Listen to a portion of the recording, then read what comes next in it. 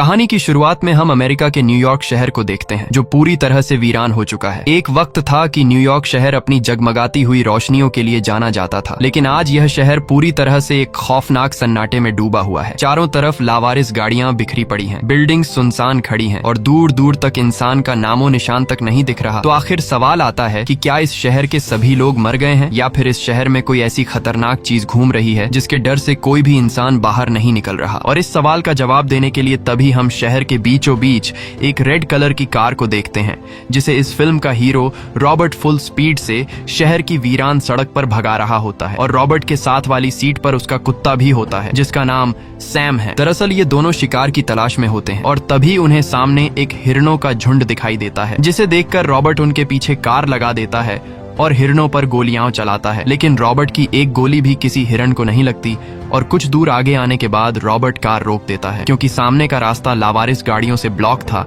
और इसी चीज का फायदा उठाते हुए सभी हिरण भाग जाते हैं। लेकिन तभी रॉबर्ट को कुछ दूरी पर एक हिरण दिखाई देता है, जिसे देखकर रॉबर्ट चुपके से पीछे के रास्ते से जाकर उस हिरण के काफी करीब पहुंच जाता है और रॉबर्ट अपनी स्नाइपर गन से उस हिरण को मारने ही वाला होता है कि तभी एक शेर आकर उस हिरण पर हमला कर देता है। अब यहाँ रॉबर्ट बंदूक की नोक पर उस शेर से हिरण छीन तो सकता था, लेकिन तभी वहाँ पर एक फीमेल शेर अपने बच्चे के साथ आती है, जिसे देखकर रॉबर्ट को अपनी फैमिली की याद आ जाती है और फिर रॉबर्ट उस शेर पर गोली नहीं चलाता। इसी दौरान रॉबर्ट की घड़ी में अलार्म बजता है, जिसे सुनकर रॉबर्ट आसमान की तरफ देखता है और वो देखता है कि सूरज डूबने वाला है, यानी कि जल्दी ही अंधेरा हो जाएगा। और अंधेरे के डर से रॉबर्ट के चेहरे पर घबराहट साफ नजर आने लगती है, जैसे वो जानता हो कि यहाँ रात के अंधेरे में एक ऐसी चीज बाहर निकलती है जो बहुत ही ज्यादा खतरनाक है। अब यहाँ रॉबर्ट जल्दी से अपने कुत्ते के साथ गाड़ी में बैठकर घर की तरफ आने लगता है और घर पहुंचकर रॉबर्ट सबसे पहले अपने घर के दरवाजे के बाहर ब्लीच छिड़क देता है, ताकि वो खतरनाक चीज रॉबर्ट के स्मेल को सूंघते हुए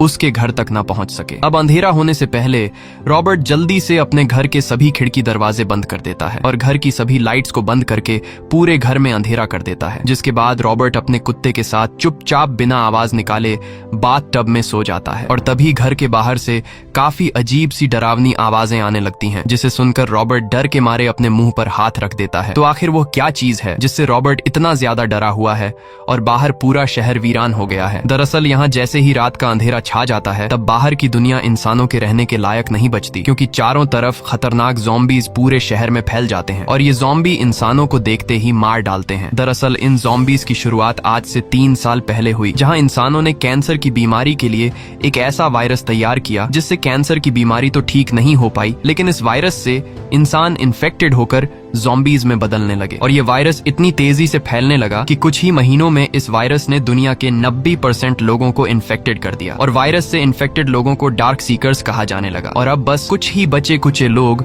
रॉबर्ट की तरह छुपकर जिंदगी गुजार रहे हैं। इन इन्फेक्टेड लोगों को डार्क सीकर्स इसलिए कहा जाता है क्योंकि यह डार्क सीकर्स सिर्फ रात में निकलते हैं। अगर यह लोग दिन में निकलें तो इनकी स्किन बहुत ज्यादा सेंसिटिव होने की वजह से धूप में जल जाएगी, इसलिए यह डार्क सीकर्स रात में निकलकर इंसानों को तलाश करते हैं। साथ ही इन डार्क सीकर्स की सूंघने की शक्ति बहुत ज्यादा तेज है, इसीलिए हर रोज रॉबर्ट अपने घर के दरवाजे के पास ब्लीच छिड़कता है। वहीं अगली सुबह रॉबर्ट की नींद से आंख खुलती है और नींद से जागने के बाद रॉबर्ट सबसे पहले एक्सरसाइज करता है। इसके बाद रॉबर्ट अपने घर के बेसमेंट में बनी लैब में जाता है, जहां हमें पता चलता है कि रॉबर्ट एक साइंटिस्ट है और उसने पिंजरों में कई सारे चूहों को बंद किया है, जिस पर रॉबर्ट एक्सपेरिमेंट कर रहा है। दरअसल आज से 3 साल पहले वायरस फैलने की वजह से रॉबर्ट की वाइफ और उसकी बेटी मारी गई थी और रॉबर्ट की फैमिली के मरने के बाद अब रॉबर्ट की जिंदगी का सिर्फ एक ही मकसद है और उसका मकसद है वायरस से इन्फेक्टेड लोगों का इलाज ढूंढना, ताकि वो डार्क सीकर्स का इलाज करके उन्हें वापस नॉर्मल इंसान बना सके। जिसके लिए रॉबर्ट ने कई एंटीडोट्स चूहों पर एक्सपेरिमेंट के तौर पर इस्तेमाल किए, लेकिन रॉबर्ट अभी तक एक परफेक्ट एंटीडोट बनाने में कामयाब नहीं हो सका। और आज जब रॉबर्ट इन्फेक्टेड चूहों को देखने आता है जिन्हें रॉबर्ट ने दवाई दी होती है, तो रॉबर्ट चूहों को देखकर बहुत ही मायूस हो जाता है, क्योंकि चूहों पर उसकी दवाई ने असर नहीं किया था और चूहे पहले की तरह बहुत ज्यादा एग्रेसिव थे। लेकिन तभी रॉबर्ट की जब आखिरी पिंजरे में बंद चूहे पर नजर पड़ती है तो वो हैरान रह जाता है, क्योंकि वो चूहा बाकी चूहों से बिल्कुल अलग और शांत था, जिसका मतलब कि वो चूहा ठीक हो रहा था और उस पर दवाई असर कर रही थी। ये देखकर रॉबर्ट खुश हो जाता है और उसे एक उम्मीद मिल जाती है। अब यहाँ रॉबर्ट उस दवाई का नंबर नोट कर लेता है जो दवाई रॉबर्ट ने इस चूहे को दी थी। और अब पिछले कई महीनों की मेहनत के बाद रॉबर्ट ने एक परफेक्ट दवाई तैयार कर ली थी। लेकिन अब इस दवाई को रॉबर्ट को एक ज़ॉम्बी पर टेस्ट करना होगा, जिसके लिए रॉबर्ट को एक जिंदा ज़ॉम्बी को पकड़ना होगा, जो कि यह काम बहुत ही मुश्किल था। इसके बाद रॉबर्ट अपने डेली रूटीन की तरह सैम के साथ घर से बाहर निकल आता है और गाड़ी में बैठकर पास के एक स्टोर के पास गाड़ी रोकता है, जहाँ उसने खुद ही सिक्योरिटी गार्ड के तौर पर एक डमी आदमी को दरवाजे के पास खड़ा किया होता है। और यहाँ रॉबर्ट उस डमी पुतले को गुड मॉर्निंग कहकर अंदर आता है। साथ ही शॉप के अंदर रॉबर्ट ने और भी कई पुतले खड़े किए थे, जिनसे रॉबर्ट नॉर्मल इंसानों की तरह बातें करने लगता है। दरअसल पिछले 3 सालों से अकेले इस शहर में रहते हुए रॉबर्ट अपनी तन्हाई को दूर करने के लिए इन पुतलों से बातें करता है। अब शॉप से जरूरत का सामान उठाने के बाद रॉबर्ट अपने कुत्ते के साथ गाड़ी में बैठकर एक सी पोर्ट पर आता है और यहाँ हमें पता चलता है कि रॉबर्ट हर दोपहर यहाँ इस सी पोर्ट पर आता है और रेडियो पर अनाउंसमेंट चलाता है, जिसमें वो कहता था, मेरा नाम है रॉबर्ट और मैं न्यूयॉर्क शहर का एक सर्वाइवर हूँ। अगर मेरी तरह कोई और भी कहीं जिंदा बचा है तो मैं तुम्हें खाना, रहने की जगह और सेफ्टी दे सकता हूँ। अगर कोई मुझे सुन रहा है और उसे मदद की जरूरत है तो मैं तुम्हें हर दोपहर इसी सी पोर्ट पर मिलूंगा। रॉबर्ट रेडियो पर यह अनाउंसमेंट इसलिए चलाता है क्योंकि उसे उम्मीद है कि एक ना एक दिन रेडियो पर कोई मेरी आवाज सुनकर जरूर यहाँ आएगा। इसके बाद रॉबर्ट एक बड़े शिप में रखे गए ढेर सारे जेट्स में से एक ब्लैक जेट के ऊपर खड़ा होकर गोल्फ खेलता है और इस दौरान सैम यानी कि रॉबर्ट का कुत्ता उसके शॉट्स को देख रहा होता है। लेकिन तभी अचानक सैम दूसरी तरफ देखने लगता है, जैसे उसने कुछ अजीब सी चीज देख ली हो। ये देखकर रॉबर्ट गन के स्कोप से उस तरफ देखता है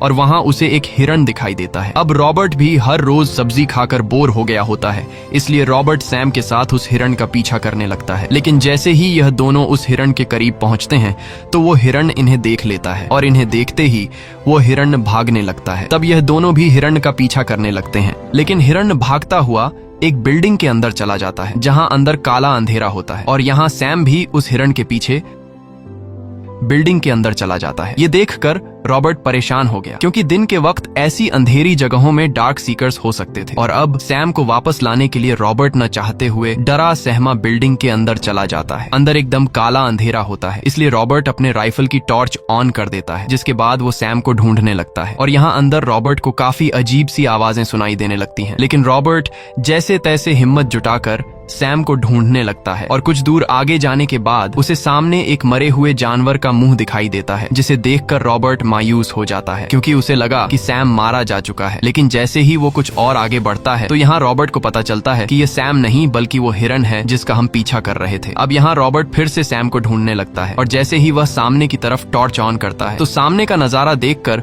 उसके गले में सांस अटक जाती है, क्योंकि सामने ढेर सारे डार्क सीकर्स दीवार की तरफ अपना मुंह करके खड़े हुए थे। यह देखकर रॉबर्ट जल्दी से राइफल की टॉर्च पर हाथ रखकर रोशनी बंद कर देता है। लकीली डार्क सीकर्स रॉबर्ट को देख नहीं पाते और रॉबर्ट की जान बच जाती है। अब यहाँ रॉबर्ट हल्के कदमों से पीछे हटते हुए दूसरे कमरे में चला जाता है, जहाँ उसे सामने एक टेबल के नीचे सैम नजर आ जाता है, जिसे देखकर रॉबर्ट उसके पास जाता है और उससे कहता है कि चलो हमें जल्द ही यहाँ से निकलना होगा, नहीं तो हम दोनों मारे जाएंगे। लेकिन डर के मारे सैम की वहाँ से निकलने की हिम्मत नहीं हो रही थी और सैम पीछे की तरफ कदम रखते हुए कहीं और देख रहा होता है, जैसे उसने कुछ देख लिया हो। अब सैम जिस तरफ देख रहा था उस तरफ जब रॉबर्ट राइफल की टॉर्च ऑन करता है तो उसे सामने एक डार्क सीकर्स दिखाई देता है, जो इन पर हमला करने के लिए बढ़ रहा था। लेकिन उसके हमला करने से पहले ही रॉबर्ट उसे गोलियों से भून देता है, जिसके बाद रॉबर्ट सैम को लेकर वहां से भागने लगता है। लेकिन गोलियों की आवाज सुनकर सारे डार्क सीकर्स रॉबर्ट के पीछे लग जाते हैं और वह डार्क सीकर्स रॉबर्ट के काफी करीब पहुंच जाते हैं। अब जैसे ही रॉबर्ट खिड़की के करीब पहुंचता है तभी एक डार्क सीकर रॉबर्ट पर हमला कर देता है और अब यहाँ बाहर निकलने का दूसरा कोई रास्ता न पाकर रॉबर्ट सामने की खिड़की को तोड़कर बाहर कूद जाता है और साथ में ही उस डार्क सीकर को भी बाहर ले आता है और देखते ही देखते वह डार्क सीकर धूप में जलकर मारा जाता है। अब यहाँ रॉबर्ट के दिमाग में एक आइडिया आता है, क्योंकि उसे पता चल गया होता है कि यहाँ इस बिल्डिंग में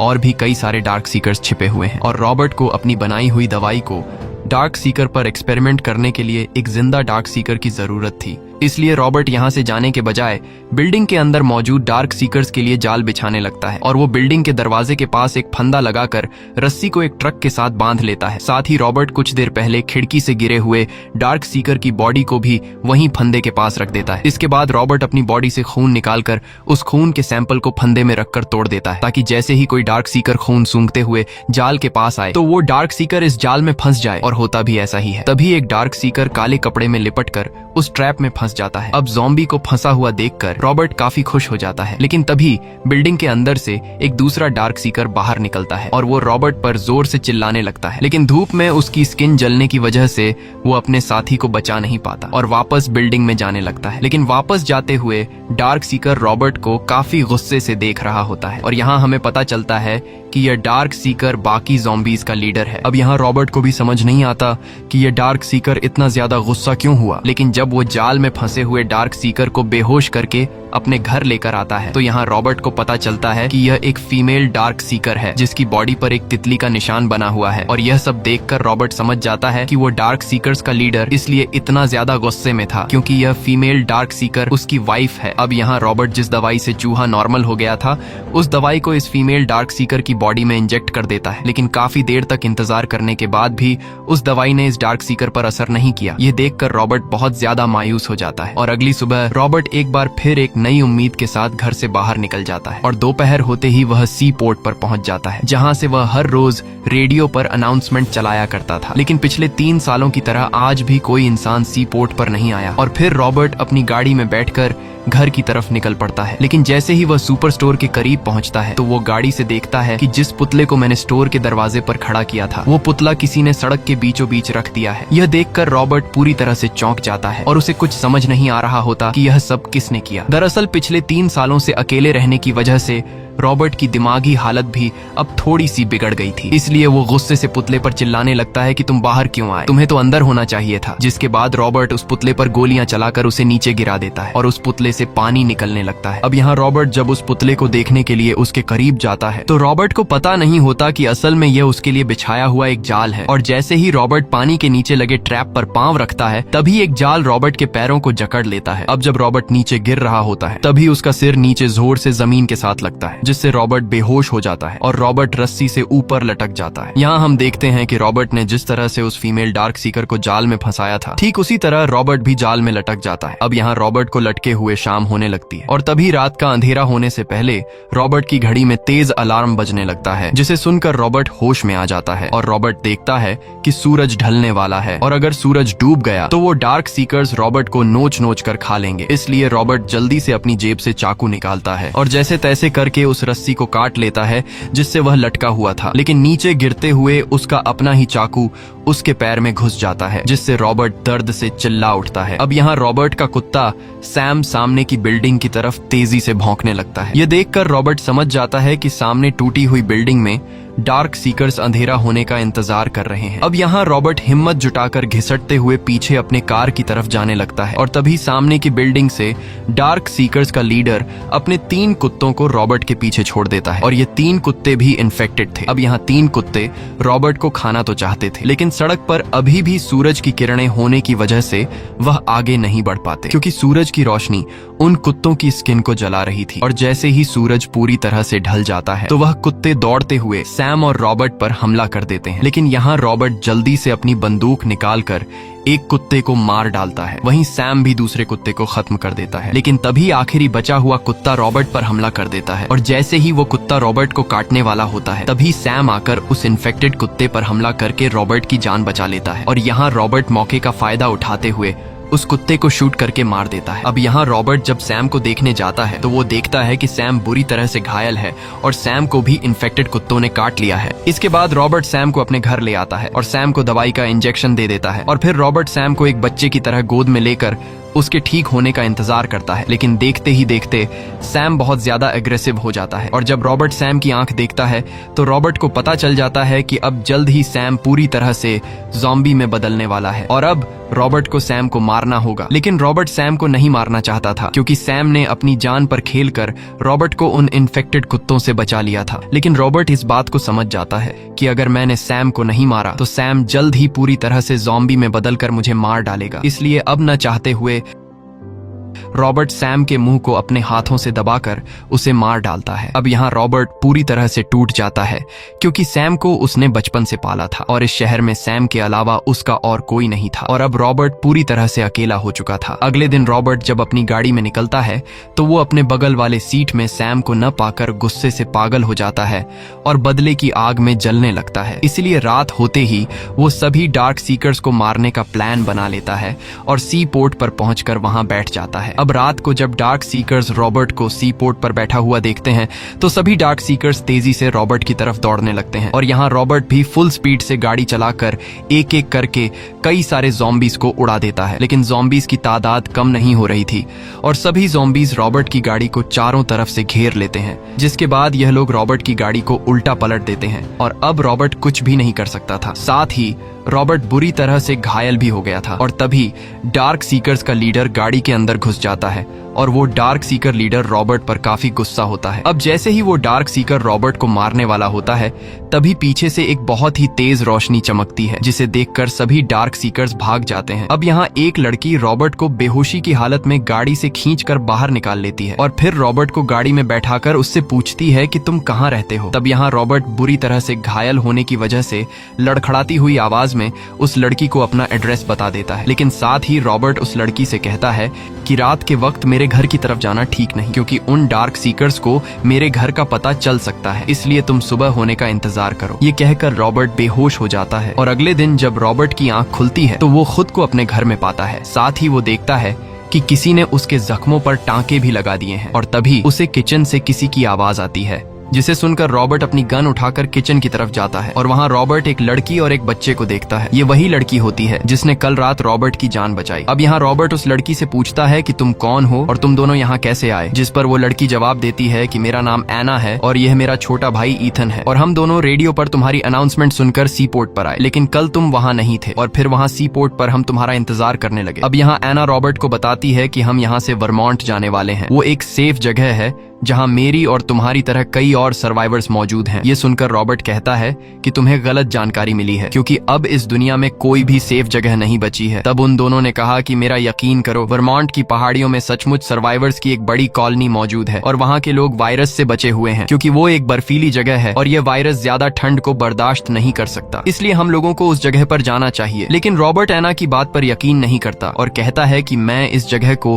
कभी भी छोड़कर नहीं जाने वाला हूँ और मैं हर हाल में यहाँ के इन्फेक्टेड लोगों को नॉर्मल करके ही रहूंगा। इसके बाद ये तीनों घर से बाहर निकल आते हैं और रॉबर्ट सुबह से इस बात को सोचकर परेशान होता है कि आखिर डार्क सीकर्स के पास इतना दिमाग कैसे आया कि उन्होंने मेरे ही जैसे एक जाल बनाकर मुझे उसमें फंसा लिया। और यहाँ रॉबर्ट डार्क सीकर्स की इतनी परफेक्ट प्लानिंग को देखकर हैरान रह जाता है, क्योंकि अब तक रॉबर्ट को ये लग रहा था कि डार्क सीकर्स बस सिर्फ एक जिंदा लाश है जो न सोच सकते हैं और न ही उनके अंदर कोई इमोशंस हैं। लेकिन अब रॉबर्ट को समझ आ जाता है कि ये डार्क सीकर्स भी हमारी तरह एक प्रजाति है। वहीं एना का छोटा भाई ईथन पानी में नहाते हुए कहता है कि यह पानी कितना ज्यादा ठंडा है। ये सुनकर रॉबर्ट के दिमाग में एक आइडिया आता है और फिर वो सीधा अपनी लैब में आकर उस फीमेल डार्क सीकर को बर्फ के ऊपर लिटा देता है। जैसा कि एना ने रॉबर्ट को बताया था कि वायरस ठंड में सरवाइव नहीं कर सकता, इसीलिए अब रॉबर्ट उस फीमेल डार्क सीकर की बॉडी का टेम्परेचर कम करना चाहता है ताकि वो फिर से नॉर्मल इंसान में बदल जाए। इसी दौरान एना भी रॉबर्ट की लैब में आती है और एना देखती है कि रॉबर्ट ने सामने की दीवार पर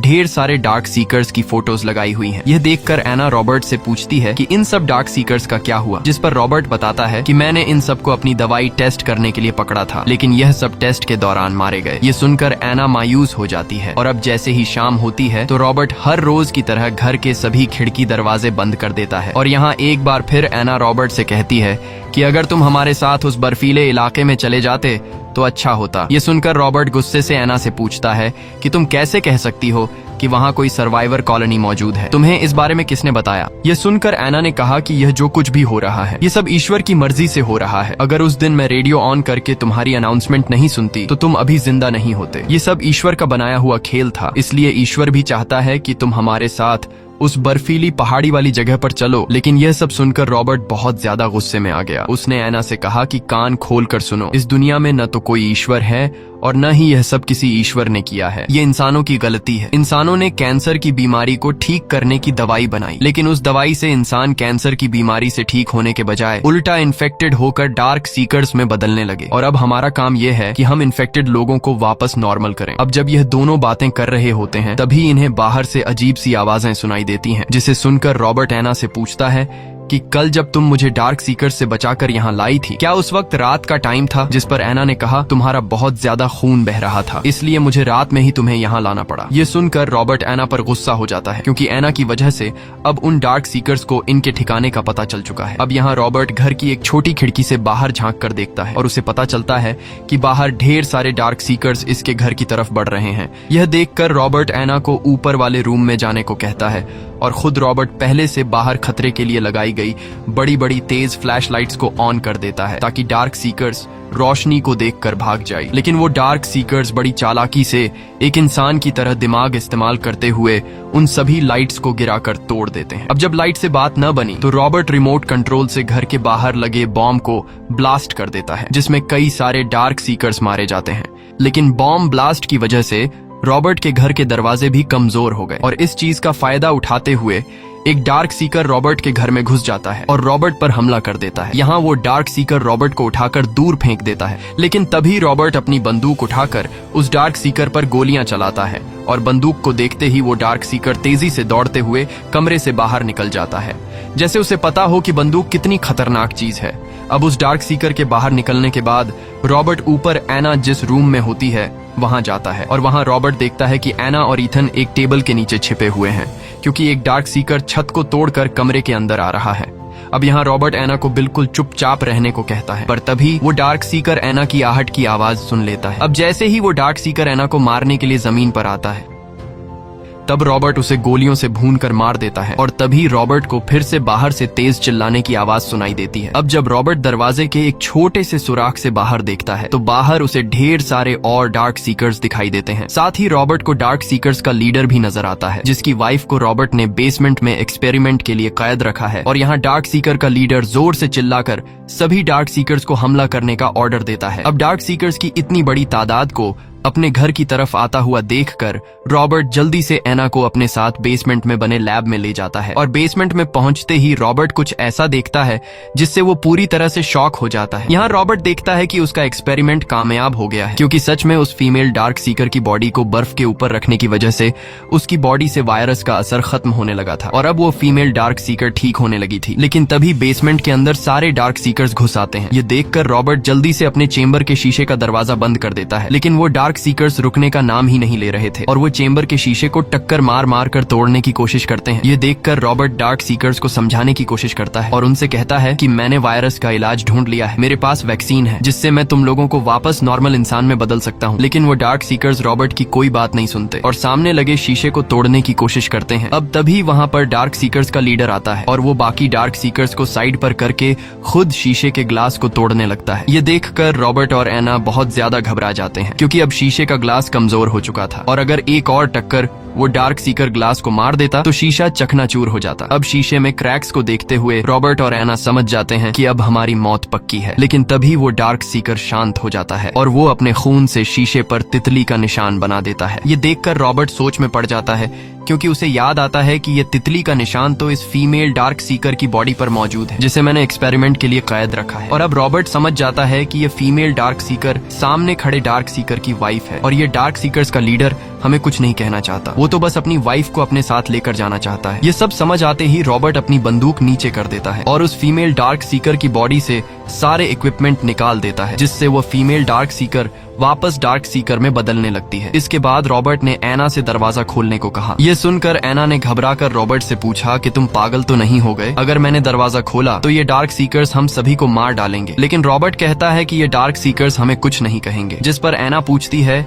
कि तुम्हें कैसे पता कि ये डार्क सीकर्स हमें कुछ नहीं कहेंगे। तब रॉबर्ट एना से कहता है कि याद है तुमने मुझसे कहा था कि ये सब कुछ ईश्वर कर रहा है और अब मैं ईश्वर की बात मान रहा हूँ। ये सुनकर एना दरवाजा खोल देती है और फिर खुद ही रॉबर्ट उस फीमेल डार्क सीकर को बाहर डार्क सीकर्स के लीडर के पास लेकर जाता है। तब यहाँ बाकी डार्क सीकर्स रॉबर्ट पर काफी गुस्सा होते हैं, लेकिन डार्क सीकर्स का लीडर सभी को शांत करता है और यहाँ रॉबर्ट उस फीमेल डार्क सीकर को इंजेक्शन लगाकर उसे वापस होश में ले आता है और होश में आते ही डार्क सीकर्स का लीडर अपनी वाइफ को प्यार करने लगता है और ये सब रॉबर्ट भी देख रहा होता है। यहाँ रॉबर्ट समझ जाता है कि इन डार्क सीकर्स में भी हम इंसानों की तरह इमोशंस हैं। इसके बाद डार्क सीकर्स का लीडर अपनी वाइफ को गोद में लेकर रॉबर्ट पर जोर से चिल्लाता है, जैसे वो रॉबर्ट से कह रहा हो कि हमें अपने हाल पर छोड़ दो। और फिर वो डार्क सीकर सामने की दीवार पर लगे अपने साथियों की तस्वीर को देखता है, जिसे देखकर वो बहुत ज्यादा उदास होता है। दरअसल इन डार्क सीकर्स के लिए रॉबर्ट ही एक मॉन्स्टर बन गया था जो उनके साथियों को किडनैप करके उन्हें इलाज के नाम पर मार रहा था। अब रॉबर्ट को भी अपनी गलती का एहसास हो जाता है और रॉबर्ट मन ही मन